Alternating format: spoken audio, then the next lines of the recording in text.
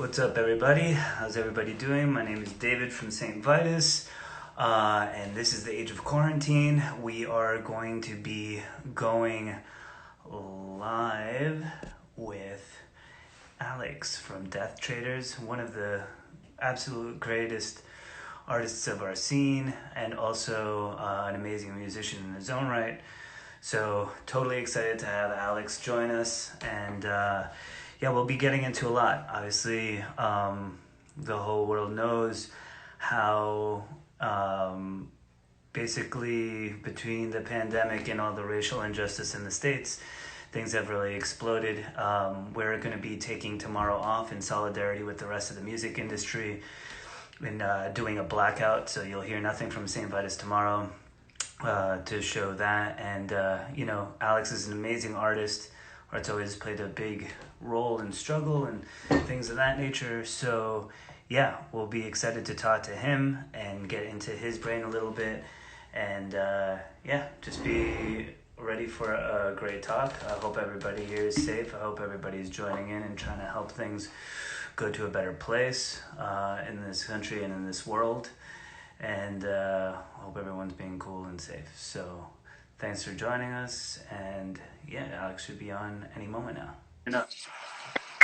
Yeah. Wagwan. What up? What up? How you doing, Alex? What's going on? Things are fucking crazy right now, but I can't complain from my end. It's been a fucking wild couple of months or whatever, but I kind of feel like this head that everything has come to is obviously under fucked up circumstances, but also nice to see just like everyone being motivated and fucking getting together and being like, all right, like this is our chance now, like let's do it, Yeah, I definitely agree with you.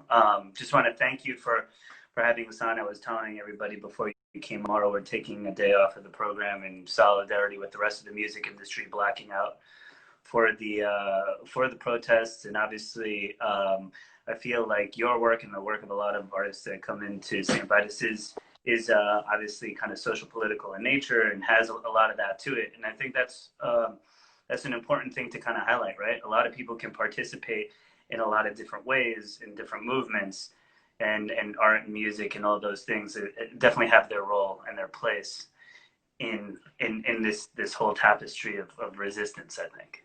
Yeah, or even if, with punk and metal, things can be so overtly political, right? You can really, identify yourself as a political band or whatever, but the reality is that even if you don't talk about that, like, you still get affected by this shit. Yeah. And it's cool to see lots of artists who, like, you haven't necessarily seen talk about anything being like, yeah, like, fuck the police, or like, yeah, like, racial inequality is fucked or whatever. Totally. And, it's like, at this point, it's not like, I think it's on people, like, if you don't respond, you're fucked up, even if it's just like, if you have a voice and you just like, have any sort of clout, even just doing as little saying like, I'm with the protest, or like, I recognize that this is happening, says something. Whereas I totally agree. I mean, you like your explicit content doesn't have to like hammer that home at any time, like at every time. But during this time, it's like, show us something, right? Right. I think normalizing that, whereas like even 10, 20 years ago, the idea of being anti-police was such a fringe thought, or thought to be extremist, whereas now that's really entering the mainstream conversation about like, who do the police serve? What is their actual role? Mm-hmm. So taking that normal mainstream, like, oh, maybe the police system as it is, like, actually doesn't serve humanity, and maybe it is like mad fucking racist and classist. Like, maybe it needs to be fixed, and to Sure. get the into like, a broader spectrum than just like anarchists and radicals is like fucking awesome. Sure. Yeah. I mean, these ideas are for everyone, right? And like that's, I think, something very important to sort of highlight. When you talk about like these sort of radical concepts or something like that, sometimes maybe we've gotten a little too used to other radical concepts that are used all the time, right? And I think that music and art have often served as like a language to kind of kind of stimulate the mind, bring you into different spaces to kind of maybe try and see different things. And it's something that, you know, we pride ourselves on at Vitus, bringing a lot of different cultures and people together to kind of share in all that, and share in this like kind of really open sort of exchange of ideas and stuff. But speaking of that kind of thing, right? So Alex, obviously you're a musician and you're, you know, one of the great visual artists of our scene and everything like that. When was kind of like I usually, you know, kind of start these things with talking about kind of the past a little bit. So Yeah. I wanted to talk about kind of what was like your earliest attractions to like music, just kind of from like a young age, you know, what were your like earliest like, you know, I used to dance to Michael Jackson in my parents' like kitchen, you know? I mean, I was lucky enough that my father was a photographer. He's like a turned like painter now, but growing up with art and music and shit, so I was exposed to that like at such an age. Like I remember like, you know, going to museums like you know, as like a child memories, like, you know, before I could really probably even like talk or something like that. And then also, yeah, like my dad's like from Jersey City, like, you know, like grew up with like listening to like fucking like Bob Marley and like dance hall and shit and just like a real, you know, feel like good like cultural experience. So I think I always had that, and then as I discovered punk on my own, kind of like connecting those two. Yeah, Which like the I double always kind of bad brains, right? Like there's always right. that connection between I those. loved art visual and didn't really know how to make it my own. And then like I got into punk and I discovered the visual aspect of that, and it's like, oh, this is it, you know, like I saw like I got into like punk through like, you know, like Rancid and Green Day and shit, and then discovered the Sex Pistols and like underground like local shit or whatever. But once I saw like, you know, the whole culture of like DIY t-shirting and record covers and shit, I was like, this is my shit, man. Yeah, that could be like your avenue, your way to sort of contribute. I feel like you know, at a different time too, right? Like there's always been, you know, in these do-it-yourself movements, like so many different ways to contribute. You don't have to just get on the stage. You can take the photograph, you can put it on the show, you can do the flyer, you can do all those different things. So I feel like punk always and hardcore as well always like gave me from an early age like the avenue to participate. It felt like I'm one to one with these people. I can do this, right? And especially I was lucky enough to like be like son of an artist and B like get to go to art school, so I had like, you know, the education and like knowledge or whatever to do this. But I think punk especially gives you that like um confidence to be like, it doesn't matter if you went to school or if you know, like, because everyone that you work with is inept also, just like, you know. Sure. And it's more about like what you say and how you say it than like how well or like, you know, technically efficient you do it, you know, about the soul. Exactly. Yeah, definitely. What you're putting into it, and also just the immediacy, the directness of just going for it, you know, and like sometimes just having the confidence to just do anything at the start is the key, right? Yeah. What were the earliest bands that you played in? So I mean, the very first band I ever played in was like a high school band that never like left the basement, and it was me and a couple of friends, and our friend insisted on the awful name of Children of the Thalidomide, which I guess I didn't know this before. Thalidomide is like this like um prescription drug they gave pregnant people in the 80s that was supposed to control morning sickness, that gave people birth defects with like flippers and stuff. Whoa. He's like horrible, yeah. So this was his like genius name for like our like like he'd been holding on to that one. It's like, yeah. I start my punk band, I got a name for you. Yeah, Children of the Thalidomide. It's like you could barely say it. But yeah, that wasn't I don't think we ever had any even songs, let alone recordings. But then when I moved to Brooklyn, and went to Pratt for art school, but I had a kind of dark kind of power poppy band with a couple homies called Teardrops, Mm-hmm. which I actually, have re-listened to recently and what, like, still fuck with it. Yeah, yeah. Every once in a while, you go back into the archives, and you're like, you know what? I was actually kind of proud of that. I actually had a Yeah, video pop up of everyone's kind of like at their houses. They got time, and like somebody like digitized like a video of my first band called Escalus, and we're playing in a bar in Massapequa, Long Island, and I'm like, what the fuck is this? But I'm like, yo, it kind of bangs. Like I'm like, all right, not bad. So Teardrops, that was kind of the first band that we made it out of the garage. We made it out of the basement.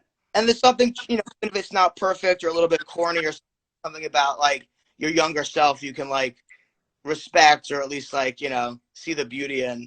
Yeah, definitely. I think that like when you're too close to it, like you're a couple of years later, like, dude, I'm so much better than this fucking bullshit. Yeah, But now you're kind of like, hey, nice one, kid. All right, not yeah, bad. that's some jams. Yeah. Yeah, and then a couple years later, I played in Survival, with Yes. kind of like a synth pop post punk band with my friends Jess and Brian.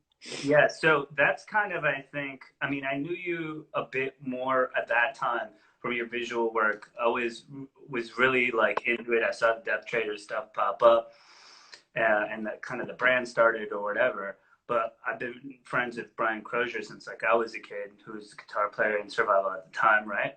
And I love this band. I love the kind of like I feel like kind of mix of punk and like kind of death rock and synth stuff and stuff like that. How did the band kind of get together, and like what was sort of the impetus? Because I feel like your band was doing that stuff, I think, before a lot of people in Brooklyn. Yeah, I mean, at the time, I feel like post punk was like really this thing that like either scenes go through like trends or whatever, or it's just zeitgeist. But like that was a thing that like had become hot, and like I had also like for whatever reason that was the thing that I had found that I was really jamming on that. But for me, the thing I liked about it was not just the sound, but the idea that the concept behind it was okay. Punk is not just a sound, but also a mentality. We can sound like whatever we want, so that Susie and the Banshees, or that could mean Bauhaus or whatever. And a lot of that stuff fell in like the gothic dark range, but the main idea was there's no rules. So that's what I really liked about it, and took to Survival. Obviously working within some constraints of the genre, was that like, let's do our own shit, and felt like, I think maybe we came a little bit too early or something for our time, where 3 to 5 years later, there's all these bands popping up that like would have been great for us to play with. It would have been a whole scene. Whereas at the time, kind of a bit stuck because there wasn't so much stuff that we really gelled with. Yeah, I definitely agree with that. I feel like in Brooklyn, I was like, yeah, I make industrial music now. I've always loved that kind of stuff, and I felt like you guys were coming. I gotta turn this lamp on because it's getting too. I think that you guys came at a time where it was like, yo, this is amazing, and then 5 years later, there's 20 bands you could play with, but at the time there was Yeah, like three, and they were in different parts of the country or something. And I was like, I mean, man, I really like, even like my own personal like trajectory with the bands I played in represents not just my own, but a lot of people's kind of trajectory with the music they're into. You start with punk, and then you get into like gothic post-punk stuff, and then you get into more dancey electronic, and then all of a sudden you're into industrial and techno music and shit, and that's kind of it's like I call it the hacienda progression. It yeah. kind of feels just like that, right? But that all the way in. progression of the history of that music, Sure. Yeah, I It's 100% agree. and I think it's really important to have that punk root, no matter wherever you take it. You're always gonna have that kind of mentality with you. But I was talking to Cheddar from Candy and Ekaloo, and we were talking just about these things where we were like, we were talking about how Candy has a lot of different influences, and just talking about how, he was like early raves, like, yo, we're breaking into warehouses. Sasha and Digweed are bumping locks and like throwing equipment. How punk is that shit? You know what I mean? And Exactly. even in times like now, people are posting right now, my friends who are more in like the techno scene, or like a little bit more like leaning that way, like techno's black music, and underground resistance songs, and things of that nature. And it's like, this is part and parcel of the same thing. In so many ways, both in the philosophy and the way that it was enacted, and then even like from an auditory sense, like I've always like, as much as I've like loved punk and grown up on that, like I love a hook. I love a fucking catchy ass song, Right. and there's just like so much, like if you dig a Discharge song or like feel that like groove of that aggressive bass, like I'm gonna dig techno too, like it's stimulating the same part, at least for me, stimulating the same part, like my brain I fuck with that kind of shit, just like in a different kind of way.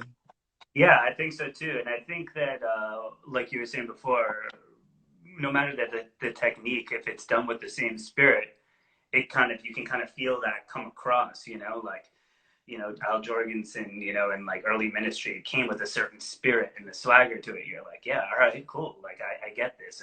Yeah, I can sort of feel this. And I think that, with survival and stuff, then with, transitioning more into like lotion, that sort of cross between kind of genres, and electronics, and guitar music kind of continue to kind of meld even more. Could you talk to me about how it kind of went from survival, and then, playing lotion, and stuff that you're doing today?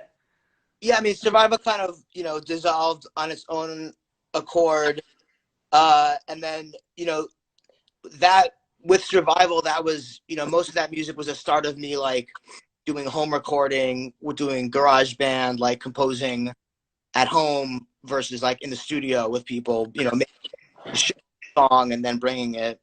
So I continued to do that, and wanted to do something that was a little bit more aggressive and punk versus dance music. And then, I mean, it really stemmed from an offhand conversation I had with Ty. We were both on the computer, who's you know just the guitarist Gabba from Chaos A, did like a techno music where he's basically taking Discharge samples, like techno beats. And we were talking about how we both fucked with it. It's like, what the fuck? Like, you like this? I like this. We should do something like it. And that was it. Uh, Bedroom, and we put out the demo. We really thought everyone was just gonna clown on us and you know hate it. And it was like really well received. And we're like, all right, this is great. Let's do it. So right after we recorded that demo, we enlisted Corey, who had just moved up from Florida, who played in Lost Tribe. yes. He had Great show at Vitus, man. Lost Tribe at Vitus is so great. And so he popped up, and I'm like, oh man, this guy's already down with Alex. Like, look at this motherfucker right here. I mean, he just like was on the same page with us as far as like I like punk, I like electronic. Let's do something crazy, whatever. And it just took its own fucking momentum from there. So we had, at the time, Emil was like, it has to be Emil that's going to drum if we're going to do this live. We never thought we would even try to do it, and he's kind of taught us how to translate the recorded bedroom shit to a performable live band.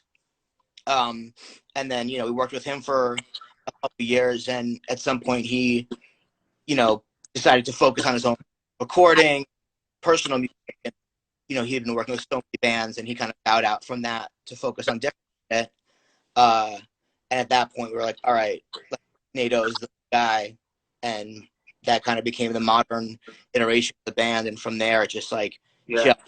and we've been really been able to be so productive and do a lot of cool shit. Yeah, I mean, I love it. I mean, when I first heard this too, I was like, oh, okay, cool. Like, Alex is now kind of taking this sort of proclivity for like goth stuff or whatever, and I felt it. He's like, he's gone one rung deeper almost into like this techno world, kind of, like the real four on the floor kind of like beats and stuff like that. But I'm like, but he's bringing more of his sort of like punk, like kind of upbringing like into it. It was really, it almost kind of like went out to both of your extremes in a way, but you tied Yeah. it together so beautifully.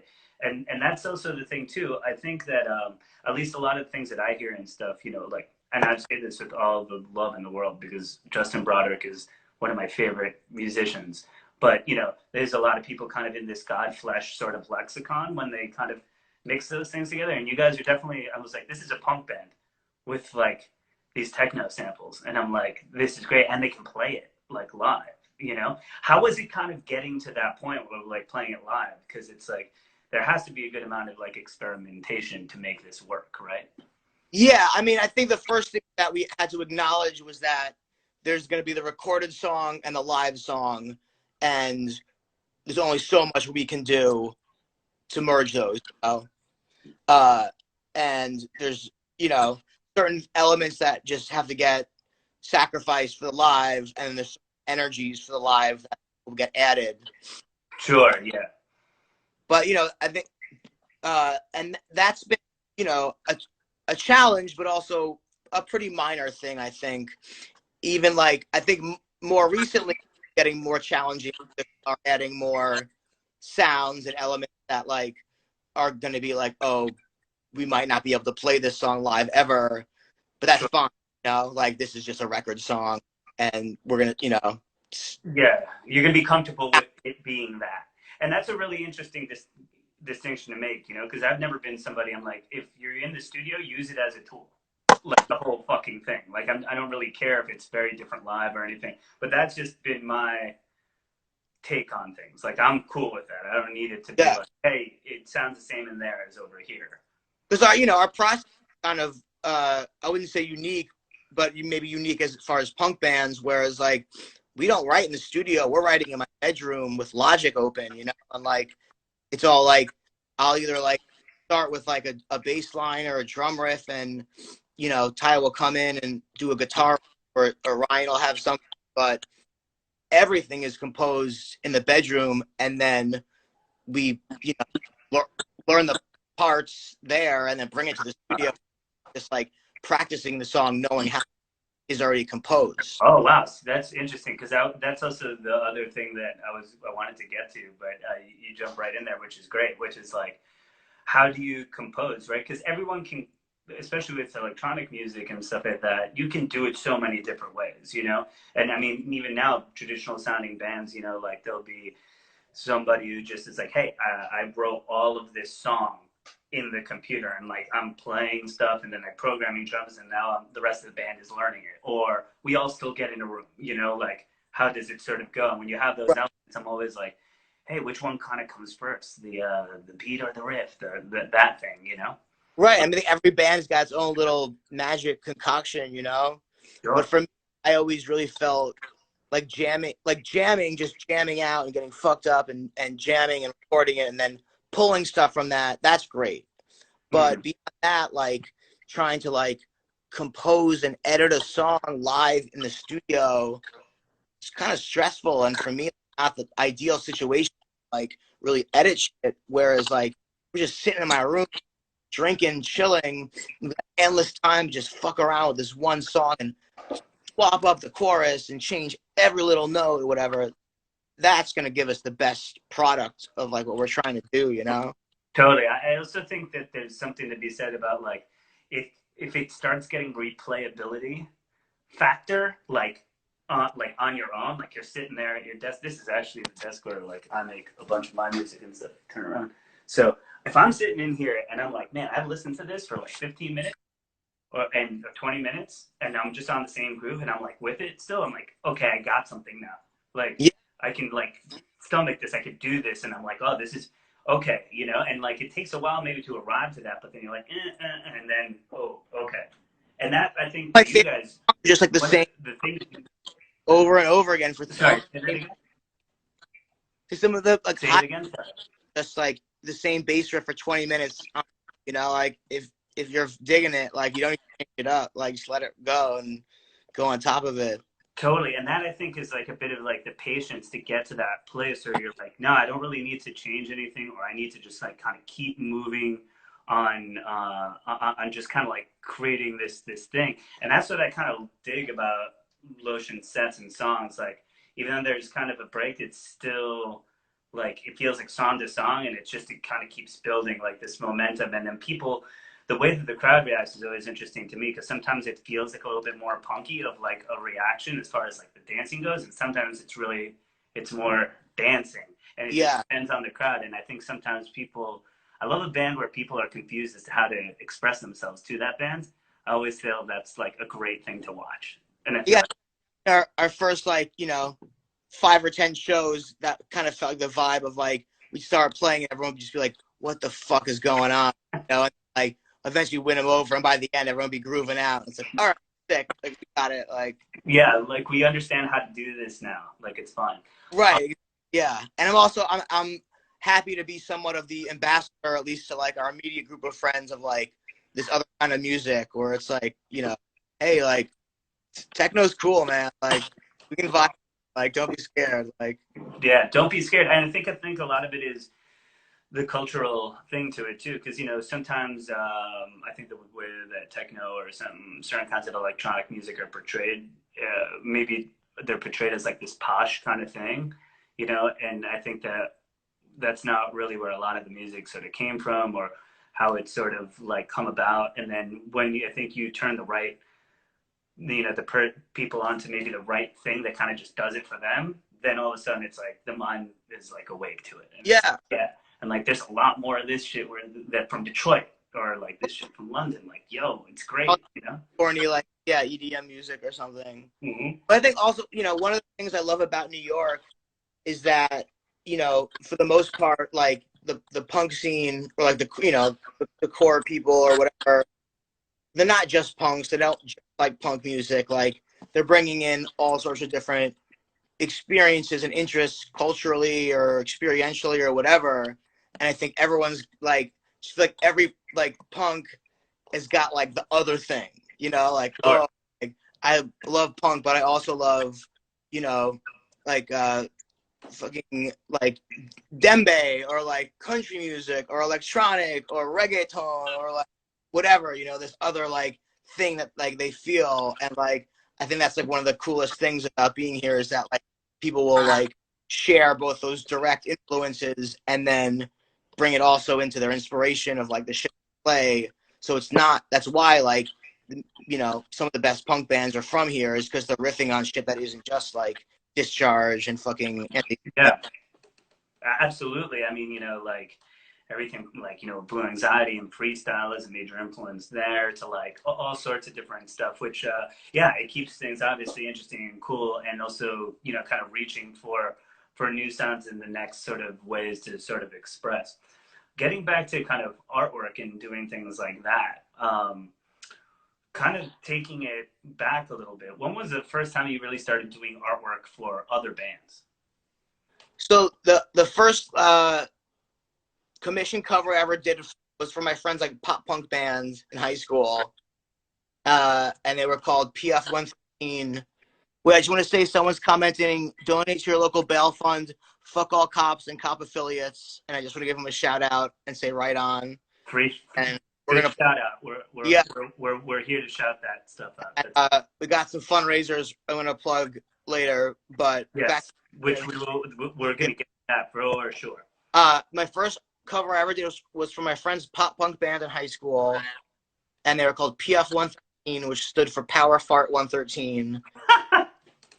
Very, I feel like, appropriate for the times.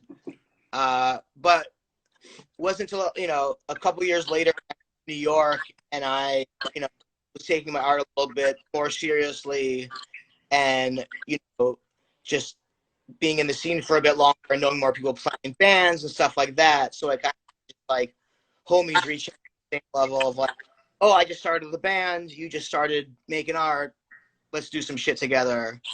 And then kind of consistently from there, pushing myself, taking it seriously alongside my friends doing the same, and then kind of working together, or, oh, do your demo cover, but people are actually going to be really stoked to see your demo, reach a shitload of people globally, Yeah. and then, taking it from there.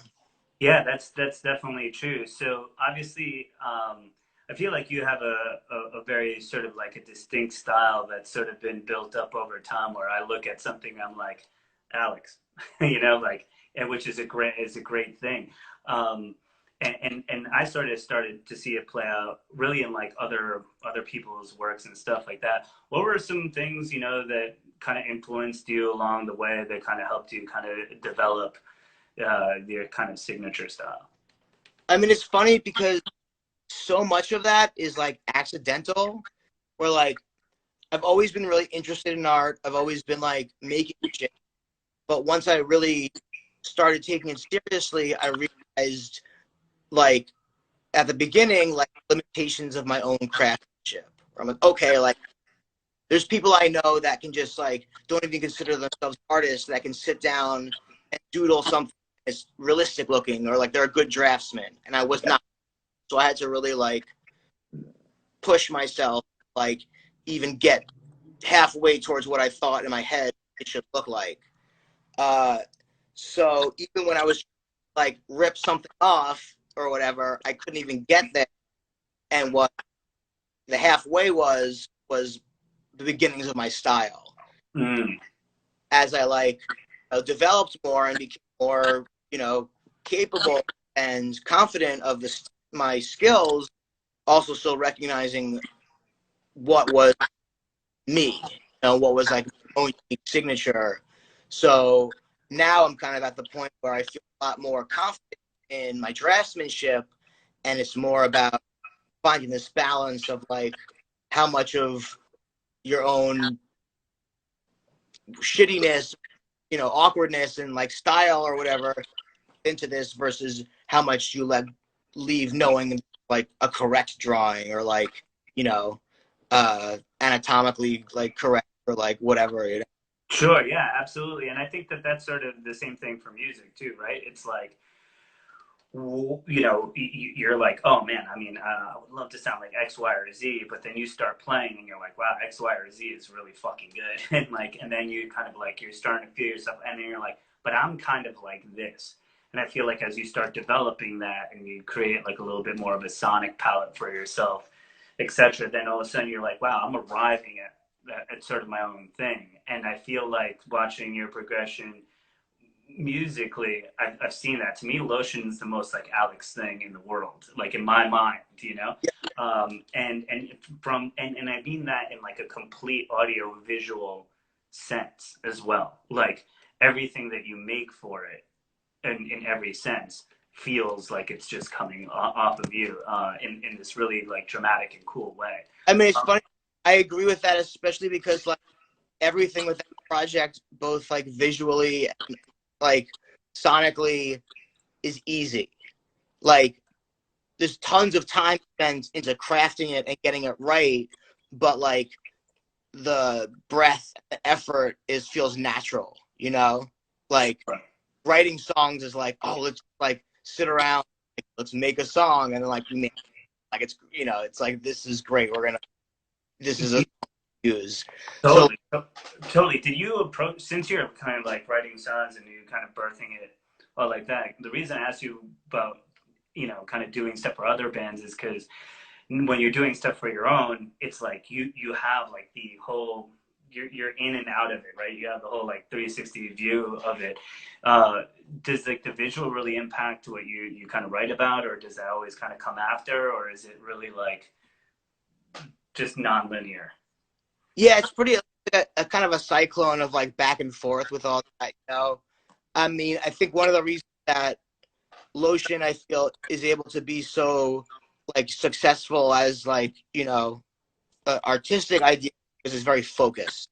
You know, we've got this like kind of one concept that we really like are honing in visually and subjectively, so like we can just work around the thing and keep exploring that one idea, you know, where it's like, and I obvious like, you know, uh technology and cybersecurity and all these other things are certainly things I'm like concerned with, and like it's not like anything that I write or talk about with Lotion aren't things I believe, but that's certainly not the whole of like my ideals, you know, or like it's not the be all end all of like my political artistic voice, but it's a very focused one aspect of it that we're kind of like artistically exploring in this one like route, so you can really like have fun with like all the little things that, you know. Yeah, yeah, definitely. I noticed when you added the multinational corporation to the name. Was there any specific reason for that? Oh yeah, we got a lawsuit infringement. Oh, okay. See, I thought something happened and I just didn't really quite know. Like, I know I forgot my mind, so I wanted to ask you. So there was a cease and desist. Yeah, Explain. so there is a kind of like indie emo band from the 90s called Lotion, who are pretty unnotable. They sent a cease and desist, yeah, saying that, you know, we had trademark infringement. We thought that the dots would be enough to like cover us. They're not.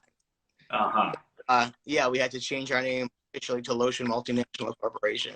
Well, that's great. So that's exactly where it came from. Because to me, in like in the artwork and stuff, you started kind of almost turning yourself into this sort of like cyborg character, Sergeant Right. Or Slaughter. our band camp was already called that from the start, you know. So Yeah. we were kind of, well, we've already kind of been branding it like this. We'll just make it official. Yeah, that's fucking great. Because that to me it was just more kind of like on some sort of like KLF, like Right. absurd, like let's go like full hog into like embracing these sort of things about like panopticon and Exactly. security and all of those things. So and obviously that seems to be a big running theme in not only the work for Lotion but in Death Traders as well. Can you talk a little bit about just establishing Death Traders as the brand and when that really started to, I saw you doing some stuff for bands and then Death Traders was around for a little bit and then it really came back and it felt was like, boom, like we're here and then it really became something strong.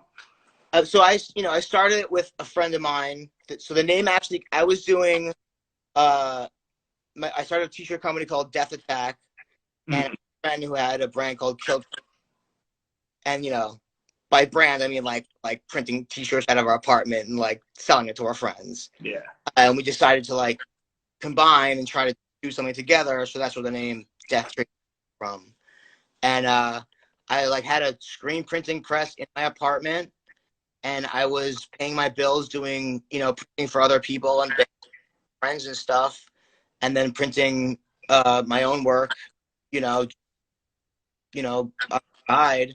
And it was kind of in a fake it till I make it situation. I had a website where release new designs and shit even when no one was buying it, and then putting on shows, homies and shit, and just over time, like 5 or 6 years, it kind of picked up enough momentum where I started to like actually start to get orders, shit like that. About 3 years in, the person I was doing it with just had other interests, so like I just put it over myself, but I kept the name. Yeah, and then at some point it just kind of like got enough steam where I started making orders, and then maybe 8 years into it, I was getting enough business where I could stop printing for other people and just did it time. Yeah, just focus on doing artwork and making your own stuff. It feels like the aesthetic built up there too. I mean, there's a lot of very I have a couple of Death Trader shirts and pieces and stuff like that. I love how I mean there's a lot of messaging, in all of like the t-shirts and stuff like that, from like the virus t-shirts that you've been doing recently that you're raising some funds for and stuff like that, to like just kind of calling out the violence of kind of the more modern culture in a lot of ways like that. What kind of inspires you to kind of infuse that into the brand? So one of my first influences, like particularly doing t-shirt stuff, was Seditionaries, which was Malcolm McLaren and mostly Vivian Westwood, who they kind of designed the Sex Pistols, and they had like the first British punk shop and all that. It was just called Sex, yeah. Yeah, but they used one of their iconic images is the swastika with Jesus on it, and they borrowed a lot from fascist imagery, but then even more important, acknowledging the power of this stuff. And for me, that was a big interest of, oh, symbols have power, fashion has power. Like, you know, Hitler hired designers to design all this stuff to make it look powerful. These things have a meaning. How can we access that same power, but for, you know, how do you make anti-fascism and like love and, you know, anti-racism and all that shit still look as like powerful and sexy? So I was kind of taking from that, you know, book of, I think, you know, punk in itself is based off of like, I might look tough and scary or whatever, but actually my ideology is based off of like the opposite, you know, of like, sure.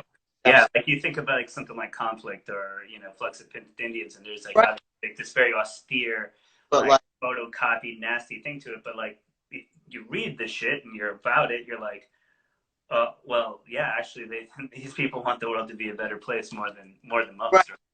I feel like I did a lot of like reading and like, you know, researching of like just like that kind of like iconography and symbolism, you know, across the board, from fashion to black magic to, you know, religion and, you know, all this kind of stuff, you know, and trying to like process the best of that and how those things can access power, but then putting it through my lens of like what I'm trying to say. Yeah, sure. And I think that I think that people also need to realize like fashion is an art form that literally everyone participates in no matter what they, you know, no matter like where they are, how they are, like in society, in one way or another, everyone wears clothes in this way. So there's definitely like an access to that that's like, I think it's important to have that counterbalance and to kind of to find those things. And also, you know, there's small producers out there. Find them. Find the things that speak to you, right? Yeah. And then and that's really cool. And so the brand starts picking up, and then you have obviously the survival, the brand, and then I, you know, remember you did stuff for like Suburban Scum and a couple other bands that I thought it was cool. You were Mishka kind of hit you up to do some stuff. I felt like you were branding out of the punk scene and branching, sorry, out of the punk scene and going to a lot of different places to sort of collaborate with folks. How was it kind of, you know, getting out of, I mean, a little bit of your comfort zone and working with other brands and folks like that? I mean, it was, you know, definitely like a fairly scary, you know, like trying to figure out how to navigate all this stuff where it's like, oh, I'm a punk, identify as a punk, like, but I also want to be limited by that. And how do I like expand and grow outside of that community in our community without a feeling I'm selling them out or like, you know, as a stepping stone, and, you know, and kind of finding that balance where I want my peers to respect me, but I also want to grow beyond that. You know? And, you know, a lot of that is more your actions, your words. And it's funny, like looking back, there's stuff that I was so stressed about where I was like, who cares? Like, this was nothing, you know, like whatever. But also stuff where I'm like, yeah, like that was really important. Like, you know, there's definitely like bigger brands and Urban Outfitters and shit like that pretty early on hit me up to do shit. Or I was just like, fuck off. Like, you know, I'm not going to do that. That shit I stand behind. Sure. But it's funny. Punk can be so fucking amazing in so many ways, but also be a little bit of a mental hold on if you just use it as your only stand to do anything, because like there's so much shit out there that isn't quote unquote punk, but also like is, or like you can reach different kinds of people that are just as fucking cool and like smart, just not necessarily engaged in this kind of shit as you. And, you know, Absolutely. And you just let that, and just let your creativity and the visions that you've created, let them speak on their own and strongly, you know, as long as they're presented in a way where you can stand behind it, then let it kind of, let it be more what it is. And to me, I've always admired that about you, because I feel like you've never lost the plot on what you've been doing as a musician and as an artist, but it's continued to grow, and you haven't been afraid to go to sort of other places that you felt comfortable, but at the same time, you know, like I'm like, oh, Alex is over here now and he's doing this over here, and I'm still seeing it, but it's still in like all these different worlds that I don't think that you've really had to give up much at all, and the work still is like right here and speaks really well, you know, for itself. So I think that that's really important, and it's cool. It's cool for people to fucking see, you know. And if you don't alienate your face in any sort of way, then you can create a kind of longevity where people will stick by you because they know that like you're not going to sell them out or like just like get corny all of it. And you have more space to experiment because people want to like if you do some wild, weird, out of the box shit at the same time that you like do it with a corporate collaboration, you're like, you sold out, you whatever. But like you're just like, I'm feeling some weird to try it. Here it is, you know. Like there's no reason not to fucking be bumped on. And like people will be like, all right, I'll fuck with this. Or they're like, hey, cool, like fresh style, like let's do it. Yep. Yeah, totally. And I think that that's a lot of like you having such control over it too, to be able to make all those you know, all those decisions kind of on yourself and have that control, which is it's a great thing, and that's something that smaller producers will you know kind of generally have. So you know, just getting into that aspect, I think that that's always awesome. It's like if you're getting something from Death Traitors, you know where it's coming from, which is like kind of can't be said about a lot of things in this world, right? And there's just so much power in the underground where like sure you could like sell yourself out and like reach however many million people, like I don't know, getting distributed by PacSun or Outfitters or whatever, and then like might sell it for 6 months and then you're corny, you're done. But like, you know, if you actually stay true to like the shit you came up with, like there's millions of punk and hardcore people across the globe, you know, it's like that are like itching for anything that's fucking legit and good and cool. Just like stay true and hold out and like don't disappoint people, then like can do just as well, like make dope shit that people love. Yeah, it's almost it's like, you know, like you're like the Discord of fashion labels or something, right? Like they sold a lot of records, but they were just themselves. They put out a Minor Threat record and became revolutionary. Like if you can kind of continue down that path, you can you know continue to build things up, you know, like a Toxic State, like a lot of other. Because what are you doing it because you just want an immediate payout, or are you doing it because you want to create a legacy of cool art that people are into and feel good about, you know? Yeah, definitely, and it's a hard thing to balance, right? I mean, I think that me as someone who runs Saint Vitus, and I've had a lot of hard decisions to make in my almost 10 years of being a part of that, and I'm one of a couple. So like, Alex runs Death Traitors by himself, does his own thing, and like I guess you have to negotiate with yourself, or maybe you talk to maybe a couple of other folks if you need a sounding board, right? Like how do you do that actually? How do you come to that? If there's a tough decision, are there a couple of confidants maybe you call upon, or like, you know, depending on, well, you know, there's a handful of friends that like I will always text like which one of these is better, what colorway or whatever, you know, and those are my like design confidants. And then I've got a couple other people that are my like moralistic confidants to be like, should I do this? Corny, or is this fucked up or whatever? sure. That's always like imperative because like, you know, you always need your team or like whatever to like bounce Yeah. ideas off of, you know, because you just, even if you're doing it yourself, you're never really doing it yourself.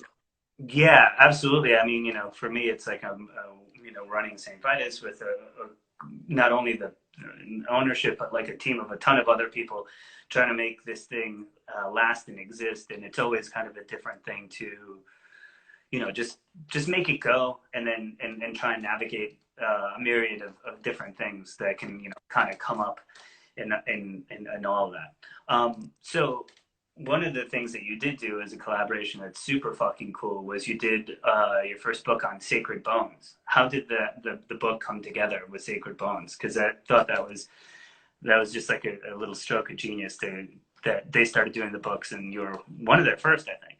I was the first book they ever did. Yeah. The first, right? Yeah. Caleb for a couple years, you know, just from, you know, music and all that. And we've been homies. He had put out, you know, the Men record, who were the homies or whatever. And then, yeah, he just expressed interest. He said, you know, we're going to start doing some books and I like your work. And, you know, I'd love for you to be our first release. So spent about a year like compiling like the art I wanted to be in and laying it out and shit like that. And yeah, we did it together and it was fucking awesome. That's great. And the second edition came out, right? Like the second came We out? did the second book. Yeah, second book, right? Sorry, I didn't mean to say edition. I meant a second book. And my art speak is bad. This is, yeah. So these are like, this is a compilation of work from like 2012 to 2015 or 16. And then this is, oh no, excuse me, 2010 to 2014, 2014 to 2017. Oh, nice. Sweet. So, and those are available at Ticker Bones. If you guys want to catch that, that's like, those are like the two, like the Alex Heir volumes. That's like really amazing stuff in there. Pentiums. Yeah, yeah, totally. The Old and the New Testament. But yeah, it was great. You know, we're obviously like working with them and working with friends where it's just like you can, you know, feel good about the whole process, not feel like anything is compromised or whatever. And, you know, I think it was nice to like have both my first book experience and their first book experience like hand in hand go together. Was exciting. Yeah, it's good to experiment with friends too, because you kind of feel like you're in it together, right? You're like in the same boat. Like I've never put out a book, I've never made a book, so like we can just let's jump in the fucking boat together and let's do. They have your back, and even if like whatever doesn't come out perfect or isn't right, you know it's just because it is what it is, and someone's trying to fuck you or something. Versus like other times we could be skeptical of like people's motivations or something like that. Yeah, for sure, absolutely. Which is always just a great thing, and it's again a lot of things in life is based off of feeling, right? It's like if this has the right feel, I'm following my nose, and I'm just keeping to do my thing, right? Exactly. So, can we talk a little bit about Lotion on Sub Pop? That's the last thing that you released, right? Was like a single? Yeah. Talk about that joint. So we're not on Sub Pop. We're no, just the single was. Yeah. Let's make it clear. I'm sorry. Yeah. So yeah, they have a single series where you subscribe and you get one record a month for a year or whatever. So we're part of that. So when Ryan joined the band, I guess one of his friends reached out and said, "Oh, hey, like I fuck with this band Lotion, and I heard you joined the band. Like, what's up? Let's do something together." And he was like, "Yeah, let's do it." And that was about it, you know? So it's kind of a nice combination of both being recognized by a little bit of a higher echelon of record people and, you know, happening to have someone in the band, you know, repping the label. In the biz. But at the same time, I thought it was great, and I think it's a cool way to do it just on the on the single series. It's just like it's really fun and a cool way for different things to pop up. So before we're a punk band, like, you know, again at heart, but it's like we're also like there's other people that are hardcore punks that I would hope would enjoy the music, and like it'd be cool to reach out, you know? Yeah, and I think that in reality, it's like you don't use those tools as like limitations. You're using them as a way to express yourself, you know? And I think that's where the mentality can get a little bit either insular or like you could use it to elevate and create more. And I think that's you've always done a good job of doing the former. You know, of just using all your influence to like create that and using the punk scene and punk as an inspiration, but not limiting yourself to that sort of box and stuff. Right, that's what about in the first. Yeah, was that like he's like, yeah, it's just like weird freaks doing this like crazy shit, but it's like, yeah, it's not like using it to like box themselves in or create their own weird genre. It's just a tool for them to like express themselves in whatever psycho way they need to. And in reality, that's where, I mean, everybody who is doing stuff at the precipice of what those genres like were or became, you know, like Bauhaus didn't know what they were doing. They didn't know that that was goth or something. They were making music and they were really nuts. Exactly. So I think that that's a really important thing to sort of highlight. And I think Lotion definitely does a great job of transcending that. Can you talk a little bit about the fundraisers that you're doing? Because I know the latest I've seen is there's a couple of things that have gone up. since the pandemic started, and Traitors is using that platform really well to create new art and new stuff, but that's also benefiting a lot of folks. So yeah, I've got a raffle going on and tomorrow too, and it's $5 to enter to win $100 gift certificate, and all of that's gonna go to the oh man, the Black Vision Coalition is called. Um, and then I also put up a new re-release of an old that all the proceeds from that will go to the National Relief Fund. Nice, So nice. benefits, yeah, right now. You did And the COVID shirt too. That is, some of the proceeds were going to like a food bank or something like that. yeah, The COVID shirt, right? COVID, yeah, $5 from every one of those shirts goes to Reef, which before the pandemic they were taking extra food from restaurants and donating it to food banks and shelters. And I think now they're actually, at least in my neighborhood, I saw they opened up their own bank where they're serving people. Very cool. So, and all these, organizations handpicked by you, looking into them and really, super connected to things that I mean, they're in your neighborhood. So you kind of know and understand them, and which is great too. And it's cool to sort of see the brand using its platform to kind of continue to further the missions of all these different things. It's the proof's in the pudding.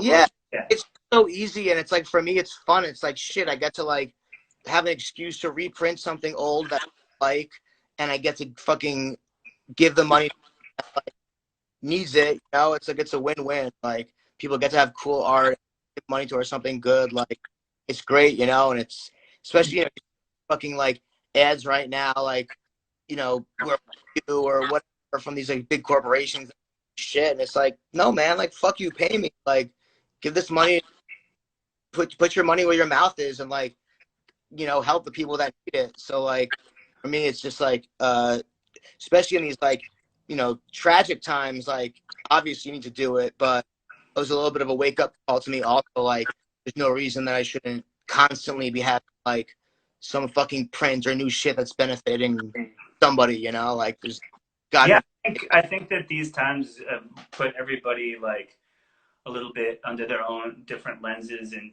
you're looking at, hey, what could we what's up, John?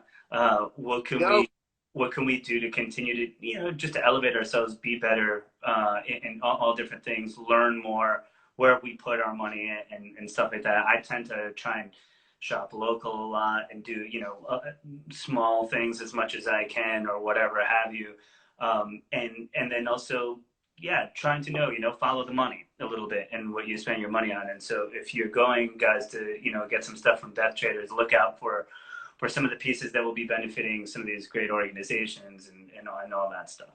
So I think something super important, and also a role for us to artists and folks to play throughout this kind of evolving social justice situation and through the pandemic, right? It's like you're finding your way. My business is closed right now because of the pandemic, but we're trying to. For sure. So I think that we were talking a little bit about the fundraiser you're doing, and all of us trying to, just find our place in doing different things to kind of support the different kind of movements that are kind of starting to spring up around, all different sorts of economic, social, racial injustices that are happening now, especially racial injustice in the wake of all these different murders. Great time to be in the United States. But so just so for everybody to catch them up, Death Traders has got a couple of a new print, right? You were saying that's on. a raffle open till tomorrow, where for $5 you can enter to win $100 gift certificate, and all that's going to be going towards the Black Vision Collective. Mm-hmm. And then we've got reprints of old design from 2015, some posters, and all that going towards the National Bail Fund. Great, great, great. So while you've been, in the confines of your home and doing all of these things, can we expect some new music in the future? What have you been working on lately as we've been kind of hold up? So Lotion's, actually been fairly productive in these times, because again, it's like a studio-based band, kind of do shit at home and send it back and forth. So we've already been grinding on new music for that, which has been cool. Uh, I felt like I've been fairly productive with designing, shirts, some kind of immediate response pieces to the whole pandemic, but felt a little bit stunted as far as my own work, as far as the greater picture of like making paintings and shit like that. But I say that in the past couple of days, I felt a little bit reignited with kind of inspiration to do some shit, whereas before,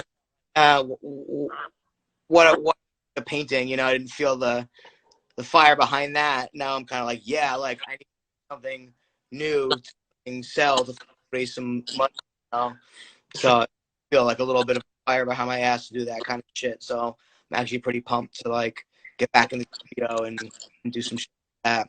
Yeah, definitely, and I think that that's a great thing, and it shows that just the different roles that we can all play in different ways to kind of spread messages, raise funds, create, in and around these times, and like everything's changing day to day, Yeah, and it really did. I mean, 3 months ago it was like 1 week, and or yeah, and like the world shut down, and it just goes to show you how much that is. But we have to respond and continue to do these things and do these things with mindfulness too. It's like for sure. uh, That, yeah, mindfulness is the name of the game, and like we're dealing with crises right now, and the pandemic crisis, I think, is a lesson in passivity and actually like learning how to like step back and accepting the fact that things are going to be slower, shit like that, and then this other ongoing crisis of the police and the racist justice system uh, is more of a lesson in activity. Like, okay, like now is not the time for me to just kind of sit back, just like agree or like be active in like participating, be it in protesting or fundraising or even just sharing ideas and letting people know where you stand on the issues. Yeah, definitely. And I think that, a lot of folks, myself included, could take inspiration off of the things that you've done with, in many ways, right? You're working in the music medium, you're working in the visual medium, you're connecting those dots to, different organizations and other points and that are helping out in different movements for change. And I think that that's, having you on, we spoke about honestly earlier today, whether we should really do this or not, or if it was like, worth it or, there's a lot of shit going on, and honestly, emotionally and stuff like that too. I was like feeling kind of drained too, and I was like, fuck. But as I thought about it more, and I thought about your art and who you are and stuff like that, I think it's kind of a perfect thing because of all the different things that you're doing right now and how those are your breadth of work and what it's sort of done and where it continues to locate itself, right?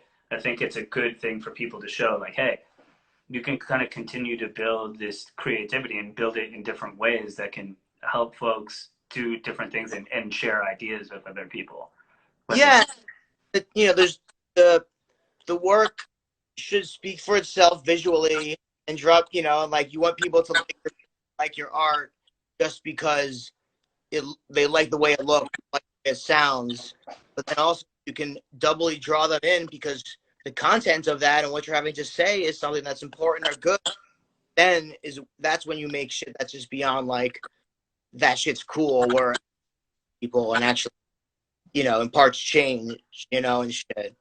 And the opposite is true too. I feel like we can all think of examples of highly politicized stuff that's like their message is cool but it's and corny or just like yeah, like whatever, like I agree with what you're saying but like I don't fuck that. Sure. You need to temper both with each other. You want to have the right message, politics, but also you want to combine that with art that makes people want to and make people think it's dope, not just like Yeah, corny silly, it's got to hit, like Right. at the end of the day, it's got to hit, and that's really important. It's like you have to understand that the aesthetics that you're wielding are really important, and you gotta wrap it all into one Right. And like I really have the effect. yeah, specific example, but I can just think of like I don't know. Okay, like some interview with like Tom G. Warrior from Celtic Frost, you know, this like old head. Like, he's just like this is from talking about like how he was like always like punk and like didn't fuck with like fascist shit and all this other just like fuck yes, like it gets you stoked, you know? And it's like sure, so like that's not a very high bar, but it's like if whatever like Wiener said that you wouldn't care, but when it's a thick old school metalhead and he's talking about like You're, I was in Celtic Frost. yeah, you're like stoked on it, and that's like that. Like okay, yeah, that's dope. Yeah, absolutely, and art and the person more to you, you know? yeah, definitely, and it gives it a credibility and a thing, and again, it's like that's like the Trojan horse a little bit too of getting different ideas and messages across and doing stuff like that. You know, you think of someone like Genesis P-Orridge, who just passed away, who wove a lot into their art in all sorts of different ways to kind of promote all different sort of new and interesting ideas and kind of transcendent political ideas and stuff like that into their stuff. So yeah, I just wanted to again, thank you for doing this and coming on and doing all this stuff. It's a really wild time. And again, for anybody who missed it, tomorrow we're not going to be doing a show because the whole music industry is doing a blackout, or anyone who's with a cause. So it should be the whole music industry. So we won't be around tomorrow, Alex. I want to thank you again. And before we go, we usually ask people 5 records that they would keep with them for quarantine, but maybe 5 records that are inspiring you at the moment, or anything that you've been listening to in the studio while you've been making some stuff. All right, so let's see. We have to do a Prodigy Out of the Lands. I knew Prodigy was going to be in there. Baby. A no-brainer. Maybe we'll go with. I have to throw a Killing there. Maybe Fire Dances. Let's see. We're gonna have to throw maybe a Big Youth record in there. Oh, I like that. Trying to cover the spread of everything I fuck with, so I'm gonna have a nice balance here. Yeah. Probably first Ramones record, just like to keep it kosher, Yo, I mean, and also like a little bit of pop, just like a little. Yeah, and that covers kind of a lot of bases between rock and punk, and like even like doo-wop kind of girl group stuff. You can satisfy some shit. That's all that Joey listened to and stuff. That was like his favorite shit. So is that 4? That's 4. We got. And 4. Then 5, I'm gonna say will be the Toxic State comp. Just look at you. You really a compilation to really add all flavor groups. That's fucking brilliant, man. So, yeah. Dude, thanks so much for coming on. It's great to see you. It's great to just communicate. It's obviously really hard in these times to kind of do that, and just really appreciate it. Appreciate all your insight and all your artwork. Keep doing what you're doing. Stay safe, and hopefully I'll see you sooner than later. All right. Same to you, my man. Talk to you soon. Peace.